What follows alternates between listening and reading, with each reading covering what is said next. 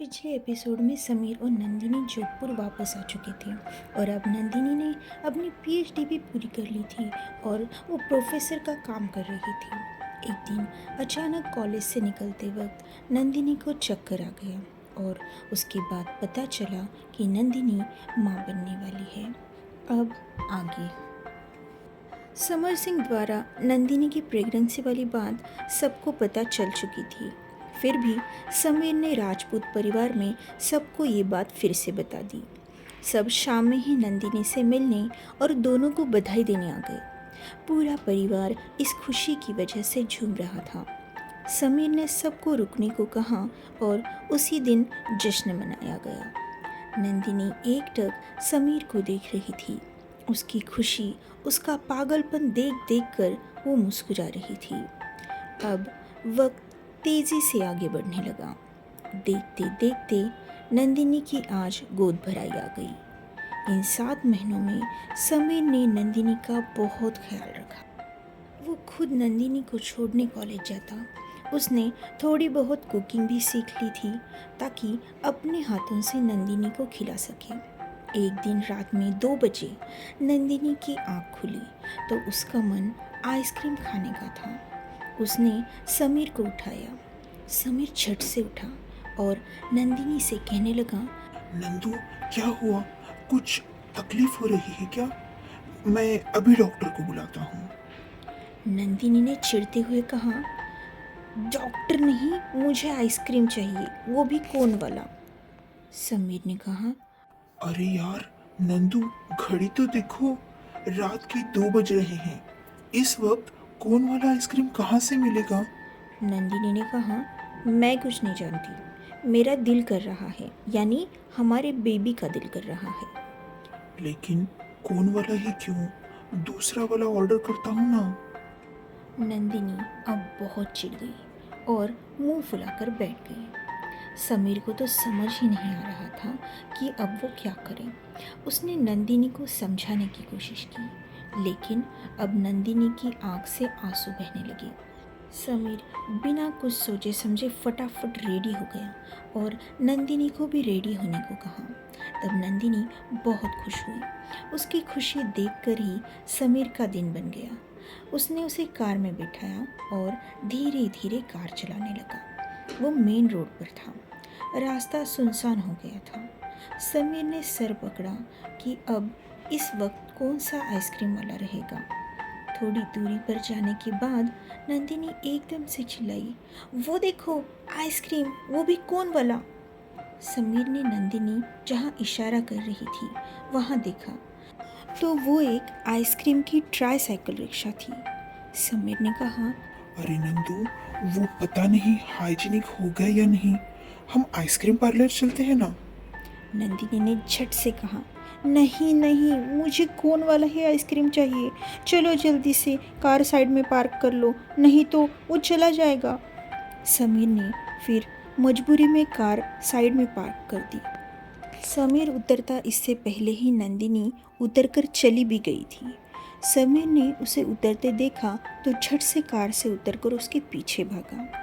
नंदिनी वो आइसक्रीम बेचने वाले को अलग अलग फ्लेवर के बारे में पूछ रही थी। तभी समीर ने उससे पूछा, भैया, साफ तो है ना? मतलब सब कुछ अच्छा रखते हो ना आप? आइसक्रीम वाला समीर की तरफ ऐसे देखने लगा जैसे समीर ने कुछ गलत पूछ लिया हो। फिर भी वो नॉर्मल होते हुए बोला, साहब, ये आइसक्रीम स्कूल के बच्चे भी खाते हैं, तो हमें साफ रखना ही पड़ता है, नहीं तो हमारा घाटा हो जाएगा। समीर ने उसके हाथ में 5-5 सौ के 4 नोट रखे और कहा, भैया जी दे दो, ये मैडम जितना आइसक्रीम मांगते हैं उतना। नंदिनी भी खुश होकर समीर को देखने लगी और एक कोन वाला आइसक्रीम लेकर खाने लगी। समीर उसे बस देख रहा था। नंदिनी ने इशारे से उससे पूछा कि क्या उसको चाहिए, तो समीर ने ना में सर हिलाया। आइसक्रीम खाते खाते नंदिनी को पता नहीं क्या सूझा। उसने कहा, अब तुम ये आइसक्रीम वाले भैया बन जाओ और फिर मुझे अपने हाथों से आइसक्रीम खिलाओ। समीर ने आइसक्रीम वाले की तरफ देखा तो वो दांत निकाल रहा था। समीर को लगा कि अभी ही इसकी बत्ती से निकाल दूँ, लेकिन फिर समीर ने अपने गुस्से पे काबू कर लिया और आइसक्रीम बेचने वाला बन गया और अपने हाथों से नंदिनी को आइसक्रीम खिलाई। नंदिनी बोली, अब कुछ पार्सल भी साथ में लेते हैं, मुझे कार में खाना है। फिर समीर ने कुछ आइसक्रीम साथ में ले ली और वो दोनों फिर से कार में बैठ गए। नंदिनी बच्चों की तरह खुश हो रही थी। नंदिनी ने जो भी ऊटपटांग हरकत करवाई वो याद करके समीर अपने मन में कहने लगा, नंदू, सच में तुम बहुत पाक दिल हो, कोई कपट नहीं है तुम्हारे दिल में। और नंदिनी को देखने लगा। नंदिनी की नाक पर आइसक्रीम लग गई थी। समीर हंस पड़ा और अपने हाथ से उसको साफ किया और कार अब मित्तल हवेली की ओर बढ़ी। नंदिनी ने सारे आइसक्रीम फिनिश किए। फिर समीर को देखते देखते वो सीट पर ही सो गई। जब हवेली आ गई तो समीर ने सोती हुई नंदिनी को गोद में उठाया और बेड पर अच्छे से सुलाया और फिर उसी के साइड में वो भी नंदिनी को देखते देखते सो गया। सुबह सुबह समीर की नींद खुल गई नंदिनी की आवाज़ से। नंदिनी को बहुत पेन हो रहा था, शायद बेबी के आने का टाइम हुआ था।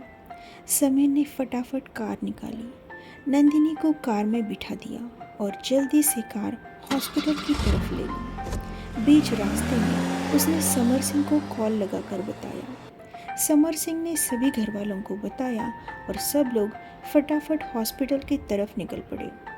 समीर ने डॉक्टर को भी बता दिया था और फिर जब वो हॉस्पिटल पहुंचे तब इमीडिएटली नंदिनी को अंदर लिया गया और थोड़ी देर में ही बच्चे के रोने की आवाज़ आने लगी। समीर बच्चे की आवाज़ सुनकर खुश हुआ। बस वो नंदिनी और बेबी को जल्द से जल्द देखना चाहता था।